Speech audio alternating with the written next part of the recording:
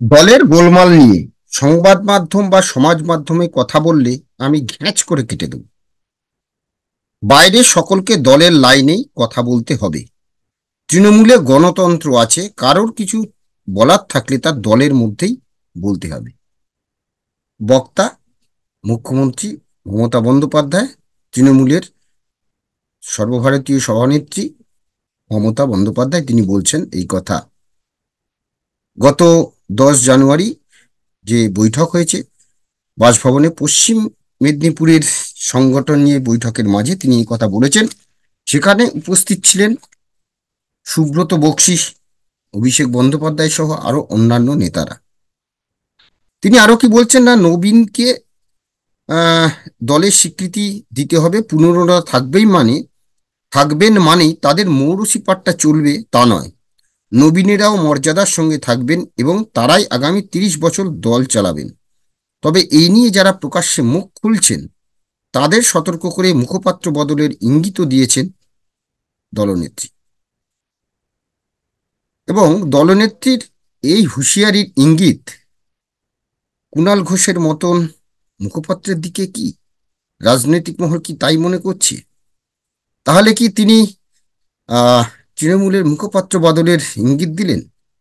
তাহলে কি মুখপাত্র কুণালের কোপ পড়তে চলেছে মুখপাত্রের যে পদে?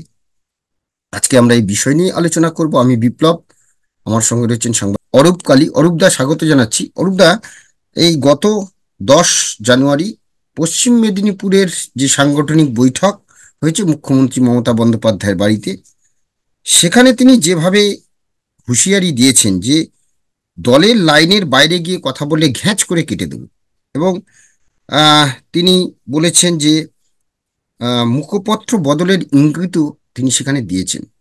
তাহলে আমরা দেখি যে কোনো বিষয়ে, যে কোনো ইস্যুতেই তৃণমূলের মুখপাত্র কুণাল ঘোষ তিনি আগে কথা বলেন, তারপর তো যারা আছেন অনেকেই আছেন, শান্তনু সেন আছেন এবং অরূপ চক্রবর্তী আছেন, স্নেহাশিস মন্ত্রী তিনি আছেন। তো এখন প্রশ্ন হলো যে এই যে মুখপত্র বদলের ইঙ্গিত, তাহলে কি কুণাল ঘোষের যে মুখপত্র সেখানে কি কোপ পড়তে চলেছে? কি বলবো? দেখো, সেটা নিশ্চয়ই আমাদের আগ্রহ থাকবে, কারণ যে ঘটনা পরম্পরা আমরা দেখলাম, যে মিটিং এ যেটা হলো সেটা হচ্ছে মমতা বন্দ্যোপাধ্যায় নিজেই সাংগঠনিক বিষয়টা পরিচালনা করলেন, এবং সাংগঠনিক বিষয়ে পরিচালনা করার পর উনি যেটা বললেন, যেটা হচ্ছে যে কোনো অবস্থাতেই উনি দল বিরোধী কার্যকলাপ বরদাস্ত করবেন না, এবং দলের মধ্যেই কথা বলতে হবে। সেই সঙ্গে দলের যারা মুখপাত্র আছে তাদের কথাতেও যে উনি সন্তুষ্ট নন, বা তারা যে দলের লাইন অতিক্রম করেছে সেটা উনি পরিষ্কার বুঝিয়ে দিয়েছিলেন।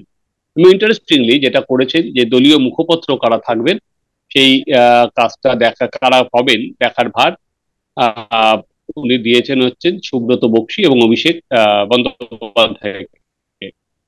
এবার কারণ প্রসঙ্গটা উঠছে, কারণ কুণাল ঘোষ কিন্তু সরাসরি সুব্রত বক্সীকেই চ্যালেঞ্জ জানিয়েছিলেন যে নন্দীগ্রামে মমতা বন্দ্যোপাধ্যায় যে হেরেছিলেন, উনি কিন্তু সেখানে সুব্রত বক্সীর দায়িত্বে ছিলেন। উনি কিন্তু সুব্রত বক্সীর দিকেই প্রশ্ন তুলেছিলেন, এবং সুব্রত বক্সী অভিষেক বন্দ্যোপাধ্যায়কে নিয়ে তৃণমূলের জন্মদিনের যে মন্তব্য করেছিলেন তাই নিয়েও কিন্তু উনি সরাসরি আক্রমণ করছিলেন। দলের সভাপতিকে যেভাবে সরাসরি আক্রমণ করা হলো, তারপর তৃণমূলের পক্ষ থেকে কোনো আমরা দেখিনি যে তার কোনো বিরোধিতা করা হচ্ছে। কিন্তু এটা ঘটনা যে দলের সভাপতিকে আক্রমণ যদি করে তাহলে শৃঙ্খলা কোথায় থাকে।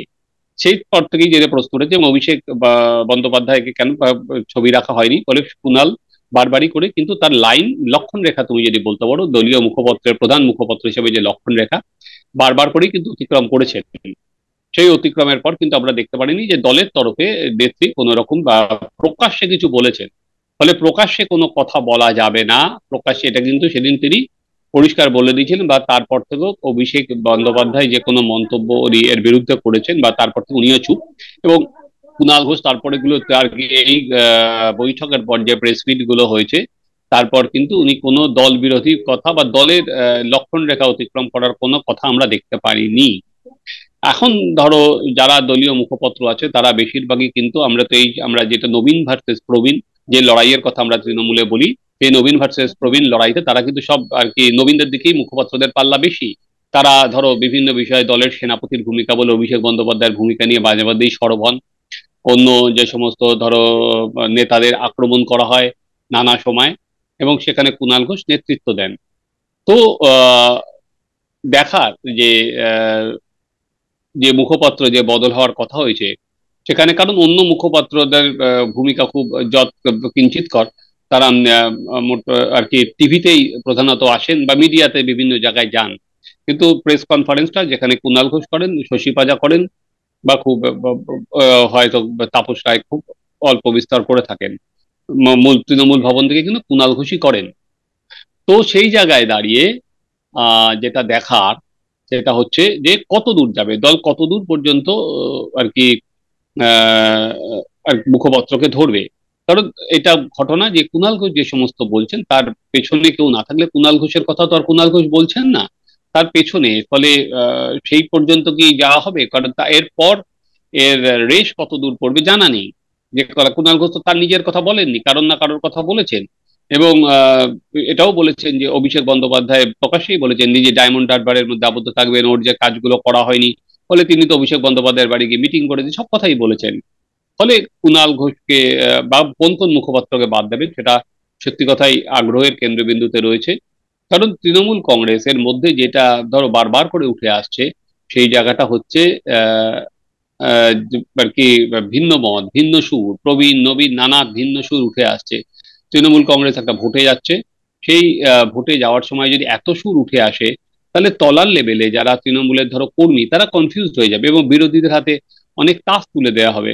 কোনো তৃণমূল এক সুরে বাজছে না, কারণ সেটা সত্যি সেটা। এবং মমতা বন্দ্যোপাধ্যায় প্রকাশ্যে কিছু না বললেও উনি দলীয় মিটিংয়ে বসে দিয়ে এবং এবং পুরো সংগঠনের রাশ কিন্তু তিনি নিজের হাতে নিয়ে তিনি নিজেই ঠিক করে দিয়েছেন, যেটা আমরা নবজোয়ার হোক বা পরবর্তীকালে 100 দিনের কাজ নিয়োগ, যে অভিষেক বন্দ্যোপাধ্যায় যে সংগঠন যেভাবে দেখতেন বা সংগঠনের প্রতিটা বিষয়ে অভিষেক বন্দ্যোপাধ্যায় যেভাবে মাথা গলাচ্ছেন সেটা হয়তো আর গলাচ্ছেন না। উনি তো নিজেকে প্রায় উইথড্র করে নিয়ে অনেকটাই তুমি ডায়মন্ড হারবারের মধ্যেই দেখবে নিজেকে সীমাবদ্ধ রেখেছে। ফলে এই অবস্থায় দাঁড়িয়ে দেখার যে কোনো প্রবীণ মুখকে সামনে নিয়ে আসে কিনা, বা কোনো নতুন মুখকে আবার দিয়ে এখানে রিপ্লেস করা হয় কিনা। কারণ যদি বলা হয়েছে যে সূত্রের খবর যে মুখপাত্রদের কথা সন্তুষ্ট নেই, তাহলে মুখপাত্র বলতে অন্য মুখপাত্র থেকে কুণাল ঘোষের দিকেই যায়। কারণ যে আর কি যদি দলের লক্ষণ রেখা বা দলের লাইন অতিক্রম করা হয় বা দলীয় কথা বাইরে বলে দেওয়া হয়, সেটা অনেক আর কি উনিই বলেছেন। এবার আমরা আগামী দিনে লক্ষ্য রাখবো যেটা করলে যদি করা আদৌ করা সম্ভব হয় এবং করলে দলের উপর তার কি প্রভাব পড়বে। একদম। আমাদেরও সেদিকে লক্ষ্য থাকবে যে কোন মুখপাত্রকে সরানো হবে। কারণ লক্ষ্য যেভাবে, সেটা কি কুণাল ঘোষ? এখন সেদিকেই নজর রাখবো যে সত্যি সত্যি কি কুণাল ঘোষের যে মুখপাত্র সেই পদে পড়তে পারে। আপাতত আপনারা আমাদের এই আলোচনা নিয়ে আপনাদের মতামত আমাদের কমেন্টস বক্সে জানান। ভালো লাগলে অবশ্যই লাইক দিবেন, চ্যানেল সাবস্ক্রাইব করুন। সবাই ভালো থাকবেন। ধন্যবাদ আবুদা, ধন্যবাদ আপনাদের। নমস্কার। বাংলা বলছি চ্যানেলটি সাবস্ক্রাইব করুন এবং সমস্ত অনুষ্ঠানের আপডেট পেতে বেল আইকনটি অন করুন।